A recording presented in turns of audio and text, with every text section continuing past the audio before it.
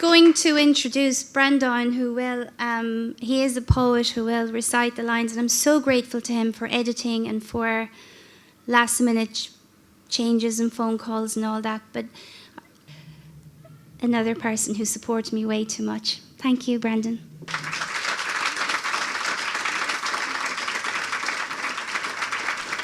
Gee, agus fair Queen Fáilte an seo chuig Aberclun na Manisteach.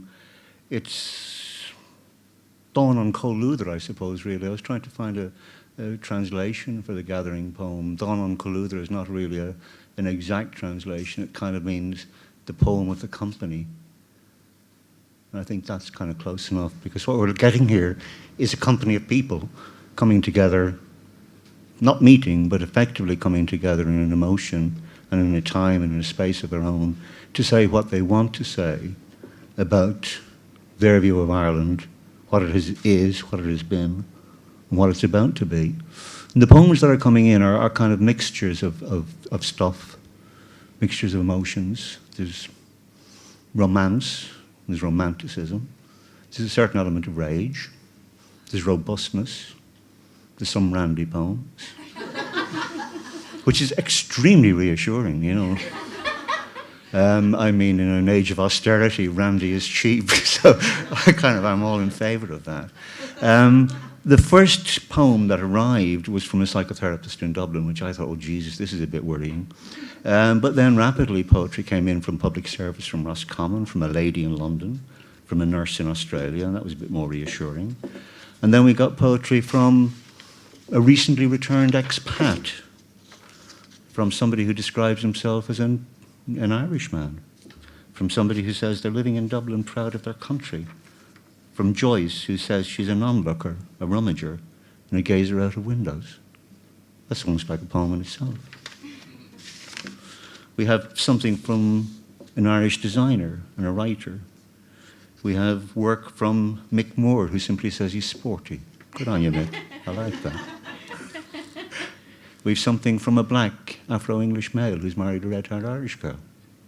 So you can see that when I use the word Colúther, the company, this is kind of a company that won't meet in a pub of any given night, because they would simply not have the physical coherence in order to do it. So I think this is quite an interesting kind of experiment, if you like, in the voice of the nation.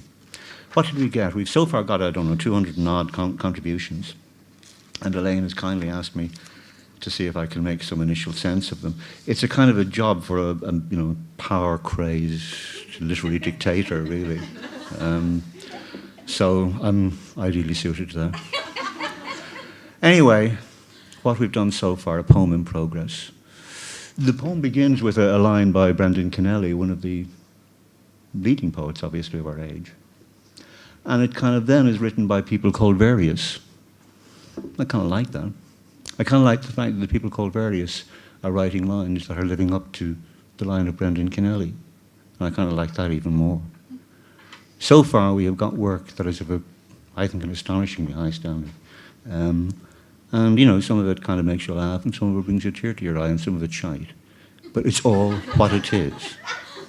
Very important, right? Very important to write shite. Seriously, it is. Let's see how far we've got. An Irish heart is inspiring art, and I have one of those indeed, a heart that never gives in, a soul that carries on. Perseverance is strong, song flooding my veins, sluicing poems from my pen. Fogaballoch, Fogaballoch, gifting us music with island tides, filled with story songs of one another, gathering memories, summoning friends, calling home, wakening ghosts, to measure time, sate thirsty eyes. My heart aches. That's the good poetry. There's just one last entry that has arrived, and it arrived 7 hours ago, I can see here. And I think it says all that I would want to say, apart from congratulating Elaine on her initiative. I think it's an astonishing initiative. And that is something that came in by Twitter from somebody called, I don't know, ZRGVAORHL. It's a hell of a name. And it says, make yourself known, write for this poem. Okay.